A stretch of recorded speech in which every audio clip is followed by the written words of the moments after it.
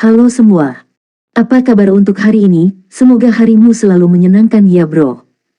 Selamat datang di channel YouTube saya. Tolong dibantu subscribe, like dan share ya, supaya saya terus semangat bikin kontennya. Wakakakak. Solen 3 Chapter 809. Chapter 809 mengatur strategi. Tentu, ayo. Tanggulin membuat tebasan lembut dengan cakar naga emasnya dan membuka ventilasi. Cincin jiwa di tubuh Xie berkedip sekali sebelum klon naga bayangan memisahkan diri dari tubuhnya dengan belati naga bayangan di tangannya dan mengebor ke dalam lubang tanpa suara. Klon menyusut di bawah kendali Xie dan menggeliat keluar. Dia segera berada di luar. Itu adalah sebuah koridor dengan deretan kamar soliter di setiap sisinya. Xie mengamati sekelilingnya sejenak, tetapi tidak ada gerakan. Dia berjalan dengan hati-hati di sepanjang dinding. Dia mengamati sekelilingnya saat dia berjalan. Dia tidak takut ditemukan karena dia adalah klon dan yang tidak terlihat. Namun demikian, dia tidak dapat membiarkan siapapun menemukannya di dekat ruang isolasi karena pengawal Korps Angkatan Darat Laut Utara akan menghubungkan kehadirannya dengan pelarian mereka. Untungnya, tidak ada penganalisis energi di sini. Kamar soliter bukanlah area terlarang militer yang penting karena sebagian besar digunakan untuk menahan tentara dengan masalah disiplin militer. Ada sel penjara dan kunci keamanan di sepanjang jalan. Akhirnya, dia sampai di luar tanpa insiden apapun. Langit sudah gelap di luar, tetapi pangkalan Korps Angkatan Darat Nordsea masih cerah seperti hari dengan tentara yang sesekali berlari lewat. Xie mengamati dengan tenang di sudut yang redup. Klonnya tidak mampu berfungsi terlalu jauh dari tubuhnya. Jarak terjauh yang bisa dia tempuh adalah 1 kilometer dengan basis kultivasinya sebagai Raja Roh saat ini. Kekuatan jiwa dan konsumsi kekuatan spiritualnya akan meningkat pesat jika dia mempertahankan kendali klonnya di luar jarak ini. Tempat itu begitu luas sehingga Xie tidak punya cara untuk menentukan lokasinya. Untungnya, dia segera tersandung ke pesawat. Sebuah pintu gudang raksasa terbuka perlahan tidak jauh dari kamar soliter. Sebuah pesawat yang baru saja mendarat sedang meluncur dan berhenti di gudang. Xie terkejut menemukan gudang untuk pesawat yang diparkir terletak di sebelah kamar isolasi mereka yang hanya dipisahkan oleh 2 dinding. Xie berlari ke gudang tepat pada waktunya untuk menyaksikan kanopi pesawat terbuka dan 4 awak pesawat turun dari pesawat. Xie mengambil beberapa lompatan dan mendarat di atas pesawat. Dia kemudian menyelidiki sekitar dan menjelajahi pesawat. Itu adalah pesawat tempur 4 tempat duduk dengan ruang sempit di dalamnya. Ada berbagai macam alat pengukur dan instrumen yang rumit sementara lampu di atas secara bertahap dimatikan saat ini. Awak penerbangan mengobrol saat turun dari pesawat. Kanopi pesawat yang diangkat perlahan menutup. Ada juga pesawat lain yang mirip dengan pesawat tempur ini di gudang tersebut. Xie menyipitkan mata saat dia turun dari pesawat tanpa suara dan dengan cepat kembali ke ruang isolasi. Tanggulin mendengarkan ketika Xie melaporkan situasi setelah dia merenung untuk waktu yang lama. Ini benar-benar kesempatan yang bagus. Namun, saya khawatir akan sulit bagi kami untuk menerbangkan pesawat. Yang terbaik bagi kita untuk masuk ke gudang dan menunggu sampai pesawat melakukan misi. Artinya kita tidak bisa begitu saja membajak pesawat karena kita akan mudah ditemukan. Namun, bagian dalam pesawat terlalu kecil sehingga hampir tidak ada ruang bagi kami untuk menyembunyikan diri. Xie berbicara. Ada beberapa staf perawatan khusus yang pergi ke pesawat untuk memeriksa kondisinya setelah awak pesawat itu pergi. Saya menduga mereka akan melakukan pemeriksaan lagi sebelum penerbangan berikutnya. Yue Zhenyu berbicara, keunggulan pesawat tempur terletak pada kecepatannya yang tinggi. Ia bisa terbang 30 km dalam sekejap mata dengan kecepatan penuh. Namun, pesawat tempur memiliki kursi yang terlalu sedikit. Bagaimanapun, kami juga membutuhkan kru penerbangan profesional untuk menerbangkan pesawat. Sama sekali tidak mungkin pesawat bisa membawa begitu banyak dari kita. Apalagi, risiko 2 pesawat lepas landas pada saat bersamaan dan tertangkap cukup tinggi. Kapasitas pesawat angkut atau helikopter sudah cukup tetapi kecepatan lambatnya bahkan tidak bisa keluar dari pangkalan Korps Angkatan Darat Laut Utara sebelum kita tertangkap.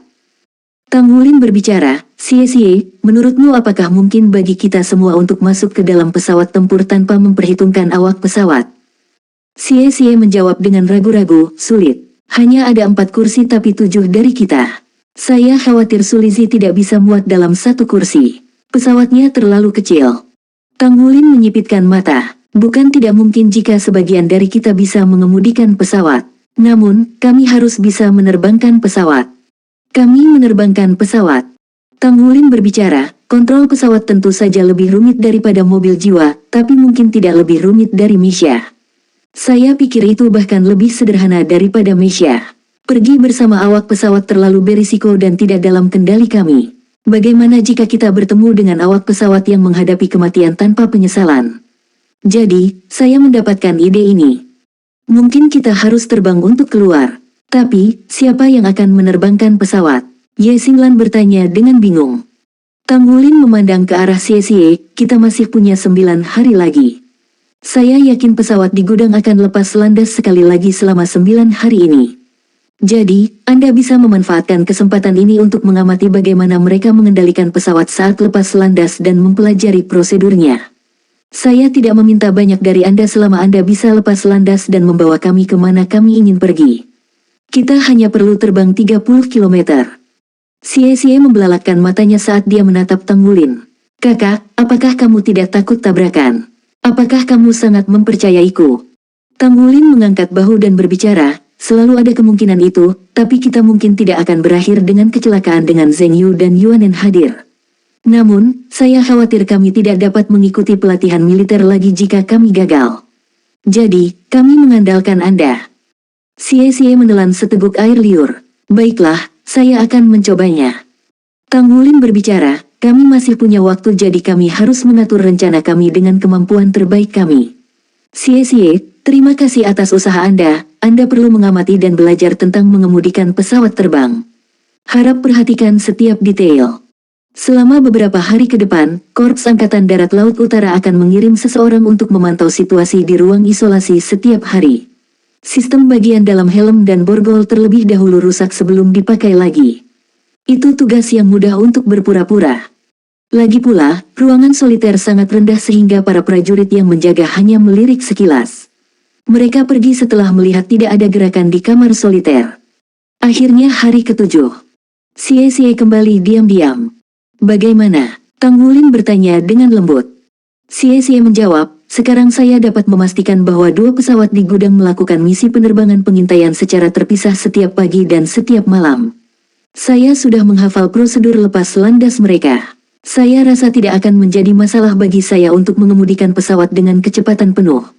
Jadi, kapan kita harus mengambil tindakan? Tang Wulin menarik napas dalam-dalam. Kami sudah merencanakan tindakan untuk setiap kemungkinan keadaan darurat kecuali untuk bagian terakhir ini. Situasi kali ini akan berbahaya. Namun, 7 monster Shrek tidak akan pernah kembali dengan kekalahan. Mari kita bergerak besok pagi. Seharusnya lebih mudah di pagi hari karena penjaga yang bertugas saat ini kemungkinan besar akan lelah. Pagi keesokan harinya.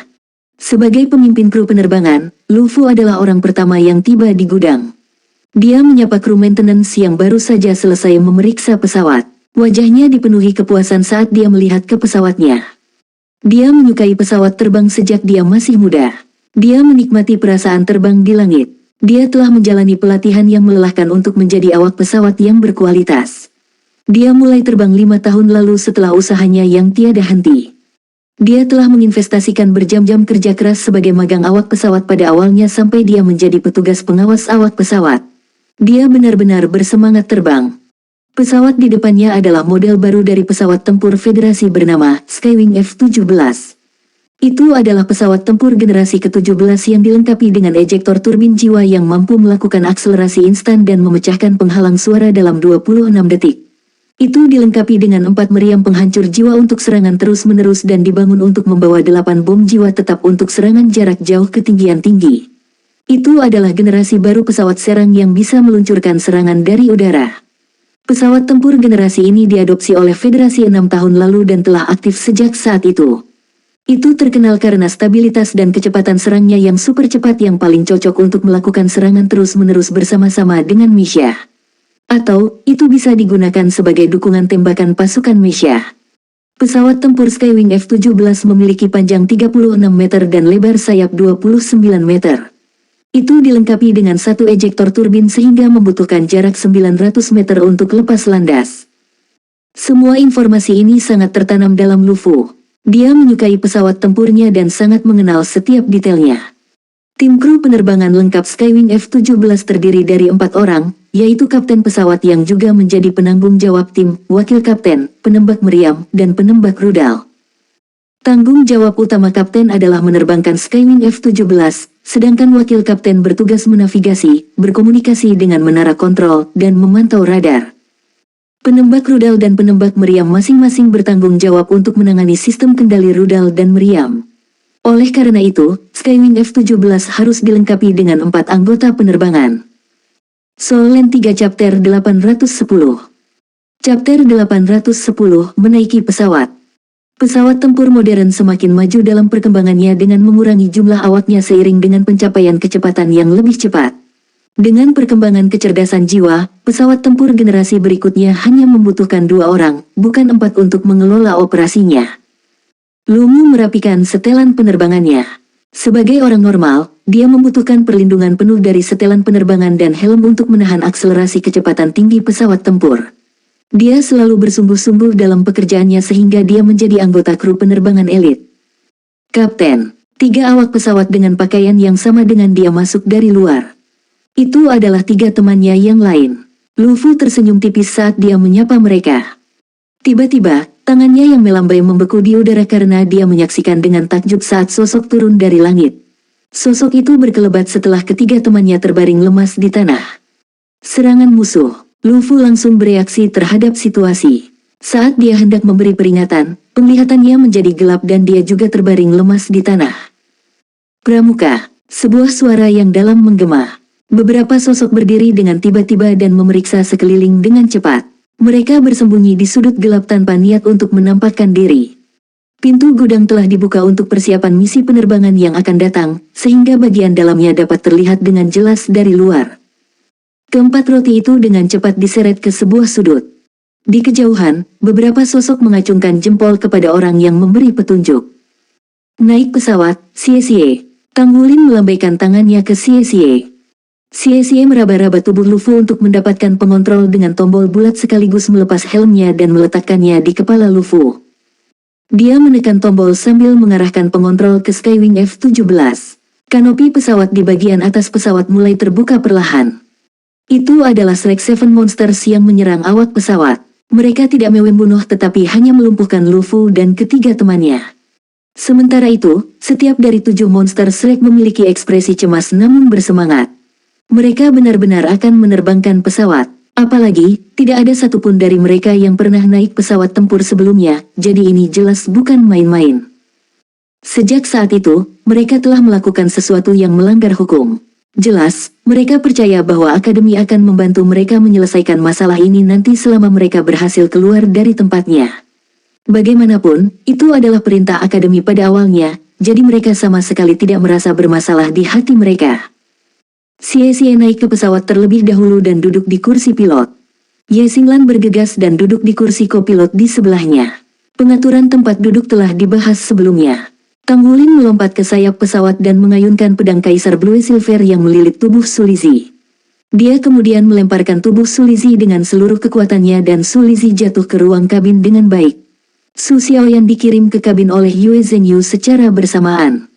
Tangan Xie dengan cepat mengoperasikan konsol monitor pesawat.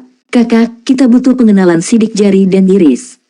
Tanggulin mengayunkan tangannya dan melepaskan pedang Kaisar Blue Silver lainnya yang melilit tubuh Luffy di sudut bawah. Dia menarik pergelangan tangannya dan Kaisar Blue Silver mengirim Luffy terbang di udara mirip dengan seniman trapeze. Pedang Kaisar Blue Silver lainnya menjentikkan keluar dan melilit tubuh Luffy di udara. Kaisar Blue Silver menariknya ke bawah ke dalam genggaman Tanggulin di saat berikutnya. Tanggulin mengangkat Luffy dan melompat ke ujung hidung ramping pesawat sebelum menyerahkan Luffy ke Xie. Xie mengangkat jari Luffy lalu memiringkan kepalanya untuk mengotentikasi pengenalan sidik jari dan iris. Bip, bip, bip. Saat bunyi bip 3 kali, tombol di kokpit pesawat menyala secara bertahap dengan semua jenis lampu indikator yang menunjukkan kondisi pesawat saat ini. Xie bersorak sekali. Selesai. Tanggulin mengayunkan pergelangan tangannya saat Kaisar Blue Silver mengencangkan dan mengirim Luffy kembali ke tanah. Naikkan dial dan nyalakan mesin dengan cepat. Menurut waktu resmi keberangkatan, kami masih punya 1 menit sebelum waktu yang dikonfirmasi. Semuanya sudah dalam kendali mereka setelah beberapa hari observasi. Seluruh plot berjalan mulus untuk direncanakan. Tangan Xie membalik saklar satu persatu dengan cepat sementara dia menunjukkan gerakan tidak ada masalah di Tang Wulin secara bersamaan. Tang Wulin bangkit dan mendarat di kursi di depan ekor di belakang kabin. Zheng Yu, Yuanen, gantikan tempatmu. Yue Zheng Yu dan Yuanen Yehui berada di dua sisi sayap. Pesawat itu hanya bisa membawa 4 orang ke dalam. Mereka tidak bisa menyesuaikan diri lagi sehingga mereka merancang teknik khusus ini untuk tetap berada di pesawat. Blades of Blue Silver Emperor menyebar dari tubuh Tang Wulin dan meluas kedua sayap samping di sepanjang badan pesawat. Pada saat yang sama, kanopi pesawat perlahan ditutup dengan 4 orang di dalamnya. Yuanen Yehui dan Yue Zhengyu berjongkok di kedua sayap secara terpisah dan membiarkan rumput Blue Silver mengamankan mereka ke sayap. Posisi Tang Wulin berada di balik penutup kanopi. Dia duduk tepat di tengah seolah-olah sedang naik pesawat. Kaisar Blue Silver mengikat ketiga orang itu dengan aman ke pesawat. Tang Wulin mengangkat tangannya dan mengetuk badan pesawat 3 kali. Kanopi pesawat ditutup sehingga tidak bisa didengar. Oleh karena itu, ia harus berkomunikasi dengan gerakan tangan dan sinyal suara. Su Xiaoyan yang duduk di barisan belakang kabin bertugas memantau instruksi Tang Wulin. Xie tertawa terbahak-bahak. Teman-temanku, kita akan lepas landas. Ini penerbangan perdanaku, dan aku sangat senang. Hati-hati, Yuanen Anda ada di sayap. Ye Xinglan mengingatkannya dengan dingin. Aku tahu, jangan khawatir. Tang Wulin, Yue Zhengyu, dan Yuanen Yehui berada di luar karena alasan yang jelas. Tang Wulin memiliki tubuh terkuat jadi dia mengambil alih komando sebagai kapten. Yuanen Yehui dan Yue Zhengyu memiliki sayap dan mampu terbang. Kemampuan bertahan hidup mereka yang kuat akan memastikan kelangsungan hidup mereka pada saat-saat genting meski mereka terpisah dari pesawat di ketinggian. Jadi, mereka adalah pilihan paling cocok untuk posisi masing-masing di pesawat. Xie mengambil peran mengoperasikan pesawat. Api, dia berteriak keras saat dia menekan tombol merah. Tiba-tiba, Skywing F-17 bergetar saat dengungan tajam bergema. Ejektor turbin di bagian belakang mulai berputar dengan kecepatan penuh dengan aliran udara yang kuat mengalir keluar dari dalam. Ini mendorong pesawat untuk bergerak maju perlahan. Sky 9, kenapa kamu menembak lebih dulu? Apakah Anda menyalin? Suara tergesa-gesa bergema dari headphone Xie saat ini. Dia segera menurunkan suaranya dengan sengaja dan menjawab, ada masalah kecil. Staf pemeliharaan menjalankan uji coba tembak untuk saya. Mengapa Anda tidak melaporkan masalah dan menyebutkan telah terjadi perubahan dalam alur kerja Anda? Suara serius bergema dari headphone-nya. Maaf, ini kesalahanku, jawab Xie. Perintah untuk segera mematikan mesin dan menunggu instruksi lebih lanjut. Iya, Xie menjawab tapi Skywing F-17 perlahan keluar dari gudang yang dikuasainya. Tidak ada keraguan bahwa Xie tidak terbiasa mengemudikan pesawat. Pesawat itu sangat berat. Meskipun Xie telah mengamati Lu Fu di tempat kerja selama beberapa hari terakhir, dia masih baru dalam keseluruhan prosedur. Dia yakin bahwa operasi dasarnya benar. Dia harus memandu pesawat agar meluncur ke depan sekitar 300 meter setelah keluar dari gudang, lalu belok kanan ke landasan pacu sebelum dia bisa lepas landas. Sky 9, apa yang kamu lakukan? Kenapa kamu keluar dari gudang? Suara marah bergema dari headphone sekali lagi. Xie tiba-tiba meninggikan suaranya dan berbicara dengan ketakutan, sistem kendali mate, sistem kendali turun. Mayday. Dia menirukan suara yang terdengar mendesak yang bahkan Ye Xinglan tidak bisa menahan untuk melihatnya dengan waspada karena dia terdengar sangat berbeda dari dirinya yang biasanya. Soul Land 3 Chapter 811. Chapter 811, menyebarkan sayap seseorang sebelum melonjak. Jangan panik, tetap tenang untuk melakukan kontrol. Truk servis akan segera tiba di tempat Anda. Kontrol sebaik mungkin untuk mencegah tabrakan. Sebaliknya, menara pengawas tampak sudah tenang. Kontrol, tentu saja, dia akan mengontrol tetapi dia mengendalikan pesawat agar segera lepas landas. Xie mendorong kontrol siklik untuk berbelok dengan cepat. Pesawat miring saat berbelok karena kecepatannya yang tinggi. Kedua sayapnya bergetar saat bergerak lebih cepat dari biasanya menuju lurus ke landasan. Sky 9, ini peringatan. Beraninya kalian membajak pesawat. Ini pelanggaran besar. Saya ulangi, ini pelanggaran modal. Hentikan segera, jika tidak, pangkalan memiliki hak untuk menghancurkan kalian semua. Suara dari menara kendali terdengar dingin. Xie bertanya-tanya bagaimana mereka bisa ditemukan secepat itu. Dia berpikir bahwa dia telah berpura-pura dengan baik. Sulizi yang duduk di barisan belakang tiba-tiba menarik sesuatu dari atas kabin. Saya pikir inilah yang mengungkap kita. Itu adalah kamera kecil yang mampu mentransmisikan gambar di dalam kabin ke menara kontrol. Menara kontrol dapat menyesuaikan dengan frekuensi video dan mengawasi bagian dalam kabin. Ye Xinglan berseru, cepat. Aku tahu. Xie mendorong cyclic control tetapi tidak ada cukup waktu untuk pergi ke landasan pacu ketika sirene yang tajam berbunyi. Dia bisa melihat samar-samar bahwa barikade yang digunakan untuk menutup landasan pacu di kejauhan sudah naik perlahan. Bahkan jika mereka bisa sampai ke landasan pacu, tidak mungkin untuk lepas landas sekarang. Cahaya dingin berkilauan di mata Xie. Dia menarik kontrol siklik dengan tangan kanannya saat dia melemparkan pesawat ke belakang. Seketika, dorongan reaktif menekan keempat orang ke kursi mereka dengan paksa, sementara secara bersamaan 3 orang di luar kabin bisa merasakan kekuatan yang luar biasa ditransmisikan dan aliran udara yang intens menghantam tubuh mereka. Tanggulin meraung keras, battle armor out. Yuanen Yehui dan Yue Zhengyu melepaskan armor tempur mereka secara bersamaan. Tanggulin tidak terkecuali karena dia juga mengandalkan helm dan topengnya untuk mengurangi dampak kekuatan. Pesawat tiba-tiba mendapatkan kecepatan tetapi tidak dalam kondisi stabil. Kokpit Skywing F-7 miring ke atas dan berdenyut sebelum seluruh pesawat tiba-tiba menerjang ke depan. Landasan tempat pesawat melaju saat itu belum menjadi landasan. Landasan pacu masih lebih dari 300 meter. Di sisi lain landasan pacu adalah hamparan padang rumput yang berfungsi sebagai jalur bergemuruh. Itu dianggap halus tapi jelas tidak kokoh. Sinar oranye terang yang tajam keluar dari knalpot Skywing F-17. Itu menutupi 300 meter dalam sekejap mata. Mereka telah berlari ke padang rumput dalam hitungan detik. Xie meraung marah saat dia menarik kontrol siklik di tangannya dengan kekuatan penuh. Padang rumput itu lebarnya hanya 400 meter dan area sebelumnya adalah barak yang panjang. Jika mereka masih tidak bisa lepas landas, mereka akan menabrak barak. 4 orang di kabin melepaskan armor tempur mereka bersamaan saat Xie menarik cyclic control. Tidak ada yang ingin mati dan situasinya tidak seperti yang mereka harapkan. Mereka tidak berhasil mencapai landasan sebenarnya untuk lepas landas. Oh, Su Xiaoyan menjerit tajam saat Skywing F-17 bergetar hebat di padang rumput. Dia menyaksikan tanpa daya saat mereka dengan cepat mendekati ujung padang rumput dan hendak menuju dinding beton kokoh di depan. Pada saat inilah pesawat itu berguncang dengan tiba-tiba. Kekuatan pendorong Skywing F-17 berkobar saat kokpit miring ke atas. Semua guncangan tiba-tiba berhenti, sementara tembok beton di depan tampak seperti ambruk. Suara pecahan kaca datang dari bagian bawah pesawat. Pada saat berikutnya, mereka sudah berada di udara. Wow, kami sudah di udara. Xie berteriak kegirangan. Telah terjadi tabrakan. Periksa situasinya dengan cepat. Ye Xinglan meraung marah padanya. Xie melirik meteran sebelum dia mengangkat bahu dan berkata, maaf, tapi saya tidak mengerti. Menurut Anda, apakah saya benar-benar telah mempelajari cara menerbangkan pesawat hanya dengan mengamati operasinya hanya beberapa hari?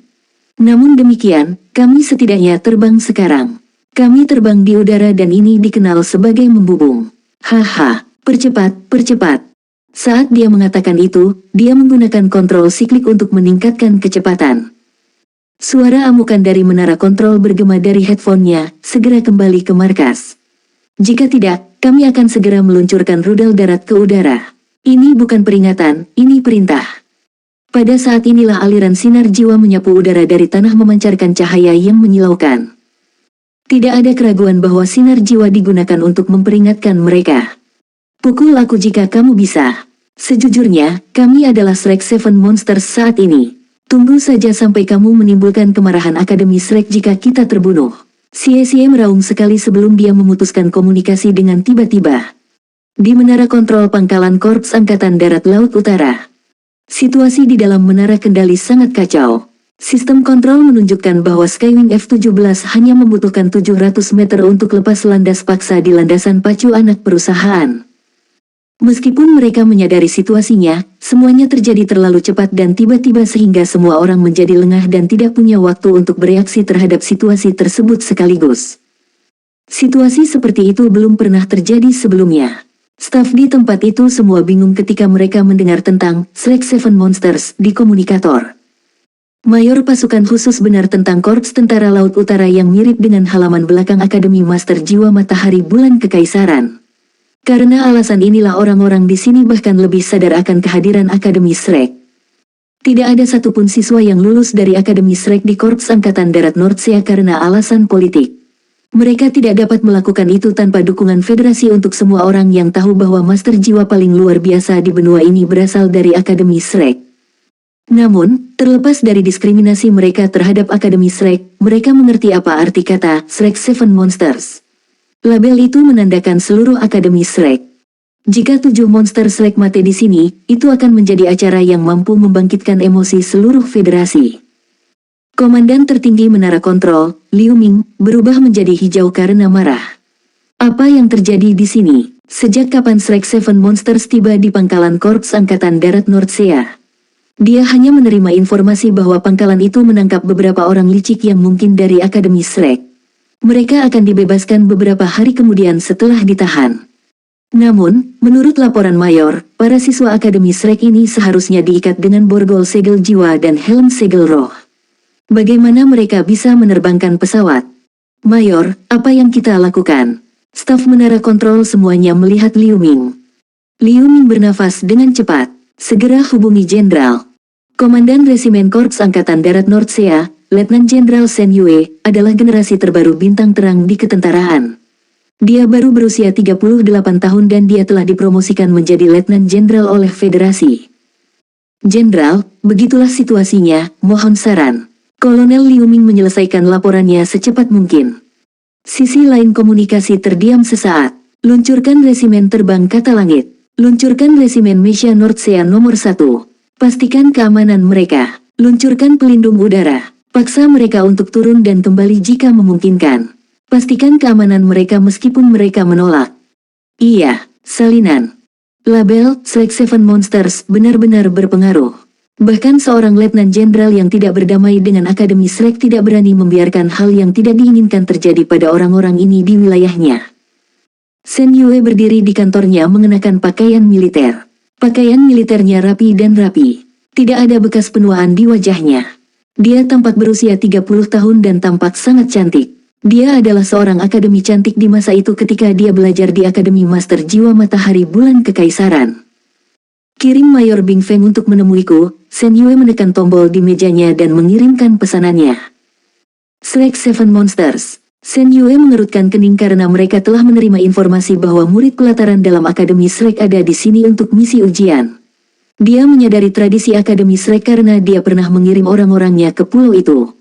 Sebagai perwira resimen Korps Angkatan Darat Laut Utara dan juga wakil komandan Komando Militer Timur Laut, dia memiliki kewenangan di dalam korps tentaranya sendiri untuk melakukannya. Namun, tindakannya menuai kritik dari otoritas yang lebih tinggi dalam waktu singkat. Jadi, pulau itu tetap menjadi misteri baginya. Kelompok orang ini berasal dari Shrek. Selanjutnya, mereka menyebut diri mereka Shrek Seven Monsters. Jika ini benar, mungkin ada masalah lagi. Akademi Shrek selalu menjaga orang-orangnya. Jika sesuatu terjadi pada 7 monster Shrek saat mereka berada di sini, tidak mungkin dia bisa menenangkan kemarahan Akademi Shrek tidak peduli seberapa rasional penjelasannya. 7 monster Shrek tidak hanya dipilih. Bahkan, mereka akan diperiksa lagi setelah sekian lama ketika generasi Shrek Seven Monsters sebelumnya pensiun setelah memberikan jasanya. Selain itu, prinsip kualitas sebelum kuantitas dijunjung sedemikian rupa sehingga posisi tersebut akan tetap kosong jika tidak ada yang cukup memenuhi syarat untuk menyandang gelar tersebut. Solen 3 Chapter 812. Chapter 812, target yang diperoleh di udara. Generasi Shrek Seven Monsters sebelumnya semuanya adalah pembangkit tenaga listrik yang mengesankan. Pernah ada kejadian unik yang mengakibatkan tewasnya 2 anggota dari generasi Shrek Seven Monsters. Saat itu, Akademi Shrek yang selama ini lembut dan tenang tiba-tiba memamerkan taringnya. Itu adalah pembalasan yang mengerikan yang tersisa dalam ingatan orang-orang. Shen Yue membaca tentang insiden ini di file rahasia militer. Insiden khusus itu mengakibatkan perubahan langsung 16 anggota federasi baru. Publik tidak pernah mengetahui apa yang terjadi selama insiden tersebut, tetapi hal itu menyebabkan kekacauan yang sangat besar di tingkat yang lebih tinggi dari seluruh federasi. Adapun apa yang sebenarnya terjadi, tidak ada informasi yang tercatat di file tersebut. Hanya disebutkan bahwa konsekuensinya sangat serius. Setiap orang yang terkait dengan dua Slack Seven Monsters yang telah meninggal menderita melalui perubahan berbeda yang tidak ingin mereka terima. Sementara itu, pesawat yang diterbangkan Xie sudah terlanjur naik ke angkasa. Skywing F-17 bergerak jauh lebih cepat dari misi biasa. Dalam sekejap mata, laut sudah berada di cakrawala. Jelas bahwa Xie tidak berpengalaman dalam mengoperasikan pesawat, tetapi dia masih bisa menangani dasar-dasar sistem pemandu. Ia langsung menuju ke arah laut setelah mencapai ketinggian yang cukup tinggi. Mereka perlu mencari pulau itu sekarang. Di manakah sebenarnya itu? Xie menatap ke kejauhan. Jarak pandang di udara adalah 30 km. Namun, dia segera berhenti dan menatap setelah menyadari bahwa tidak ada satu pulau pun di laut yang jauh, tetapi hamparan pulau. Seluruh kepulauan dengan setidaknya 1 atau 200 pulau padat menutupi wilayah perairan yang luas di kejauhan. Apa yang kita lakukan? Dia secara alami berasumsi Ye Xinglan melihatnya juga. Ye Xinglan memutar matanya. Bagaimana saya tahu apa yang harus saya lakukan? Saya bukan kapten, dan kami juga tidak bisa berkomunikasi dengannya. Mari terbang sebelum kita membahas lebih jauh. Yang terburuk menjadi yang terburuk, kita akan mendarat dulu sebelum kita mencari pulau itu. Xie berbicara dengan marah, ini kejam dari akademi yang hanya memberi kami waktu 15 hari. Tinggalkan saja garis pantai yang tertutup rapat, bahkan peta yang mereka sediakan pun palsu. Ini jelas bukan pulau. Tahan, tunjukkan petanya. Su Xiaoyan yang duduk di belakang tiba-tiba berbicara. Peta itu ada di tangan Ye Xinglan saat dia bertanggung jawab atas navigasi. Dia melewatkannya. Su Xiaoyan berbicara, tidak peduli seberapa licik akademi tersebut, setidaknya bentuk pulau di peta yang mereka berikan tidak mungkin salah. Xinglan, cari menurut bentuk pulau. Lihat apakah kita dapat menemukan pulau dengan bentuk yang sama. Jika dilihat dari atas, maka kita akan menuju ke arah itu. Mata Ye Xinglan berbinar saat dia menjentikkan jarinya. Anda ada benarnya di sana. Su Xiaoyan, kamu sangat pintar. Ayo terbang ke sana. Ye Xinglan menunjuk ke arah Nusantara. Cahaya ungu bersinar di matanya saat dia menatap ke kejauhan untuk mencari pulau dengan bentuk yang mirip dengan yang ada di peta. Sementara itu, Tang Wulin menutup matanya rapat-rapat saat dia berdiri di belakang pesawat, dengan angin kencang menerpa tubuhnya. Untungnya, dia memiliki ikatan kuat dari Kaisar Blue Silver untuk diandalkan, serta daya tahan tubuhnya. Jika bukan karena mereka, dia tidak akan sampai sejauh ini. Dia tidak tahu situasi apa yang terjadi di bawah posisinya. Dia hanya bisa menunggu Xie dan yang lainnya menemukan lokasi yang benar sekarang. Pada saat inilah dua lolongan terdengar tiba-tiba. Tang Wulin mengangkat kepalanya dengan susah payah untuk melihat ke atas untuk menemukan dua bayangan gelap menyapu sisi Skywing F-17 dalam hitungan detik. Itu juga pesawat tempur tetapi dengan kecepatan lebih cepat dari yang mereka miliki. Kedua pesawat tempur itu berbalik dan menghalangi jalan pesawat mereka, terbang selaras dengan itu. Segera setelah itu, dua pejuang lagi muncul di sisi mereka dan dua lagi muncul di belakang mereka. Semua pesawat tetap pada kecepatan yang sama dengan mereka. Sekali lagi, suara itu datang melalui earphone Xie. Anda diperintahkan untuk segera kembali. Jika Anda menolak untuk mematuhi, kami akan melepaskan tembakan. Xie berbicara dengan nada menghina, tembak jika kamu bisa. Apalagi yang bisa kamu lakukan? Saat dia berbicara, dia tiba-tiba mendorong cyclic control untuk meningkatkan kecepatan pesawat dan terbang ke bawah secara diagonal. Tinggalkan korps tentara Nordsea, bahkan Ye Xinglan sangat terkejut dengan manuver ini. 6 pesawat tempur di langit dengan tergesa-gesa mengubah arah saat pesawat terus mengelilingi mereka. Namun demikian, tidak ada keraguan bahwa keterampilan terbang Xie tidak dapat dibandingkan dengan mereka. Shen Yue, mengenakan seragam militernya, telah berjalan ke menara kontrol secepat yang dia bisa. Mayor yang telah menangkap kelompok 7 Tang Wulin berdiri di sisinya, tetapi ekspresinya tampak sedikit tidak nyaman. Bagaimana situasinya? Letnan Jenderal Shen Yue bertanya pada Kolonel Liu Ming. Mereka sangat keras kepala dan menolak untuk mundur. Kami berusaha sekuat tenaga untuk memblokir mereka untuk mengurangi kecepatan mereka dalam mendekati Kepulauan Iblis, tetapi sangat berbahaya bagi mereka untuk membelok tanpa kendali. Ini mungkin bisa mengakibatkan bencana besar setiap saat. Letnan Jenderal, haruskah kita memulai akuisisi target lintas udara? Kolonel Liu Ming berbicara dengan suara yang dalam.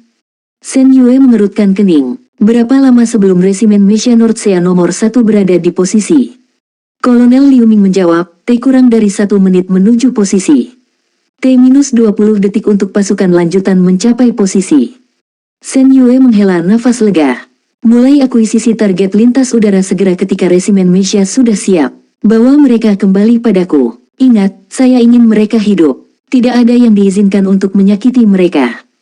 Dimengerti. Pesawat tempur lebih ahli dalam serangan udara.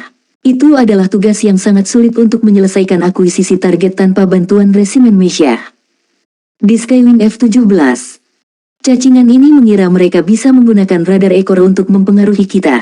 Apa yang kita lakukan jika kita tidak bisa keluar? Xie sangat marah. Mereka sudah sangat dekat dengan Nusantara, tetapi 6 pesawat di udara diterbangkan dengan sangat baik sehingga mereka terus-menerus memblokir dan memaksa F-17 mereka terbang keluar jalur. Jika bukan karena beberapa upaya berani Xie untuk memaksa jalan keluar dengan mengancam akan bertabrakan, sangat mungkin mereka akan kembali ke pangkalan Korps Angkatan Darat Laut Utara. Namun, ini bukanlah caranya. Xie hanyalah seorang amatir. Dia memiliki kendali yang sangat terbatas atas pesawat, dan dia tidak benar-benar mencoba untuk menabrak. 2 pesawat pihak lain berbelok terhenti dan menggunakan aliran udara dari ejektor turbin untuk menyerang pesawat mereka. Ini membuat pesawat mereka tenggelam ke bawah dan menyimpang dari jalur semula. Pesawat lain juga menggunakan metode yang sama untuk memaksa mereka terbang ke samping. Tidak ada keraguan bahwa 6 pesawat pihak lain itu dikemudikan oleh awak pesawat ahli. Mereka memiliki terlalu banyak trik saat berhadapan dengan pemula seperti Xie. Tanya Kapten apa yang harus kita lakukan. Haruskah kita mendarat dari udara terlebih dahulu? Ye Xinglan ragu sejenak sebelum berbicara dengan Su Xiaoyan. Su Xiaoyan buru-buru membuat beberapa gerakan tangan sederhana di Tang Wulin melalui kanopi pesawat.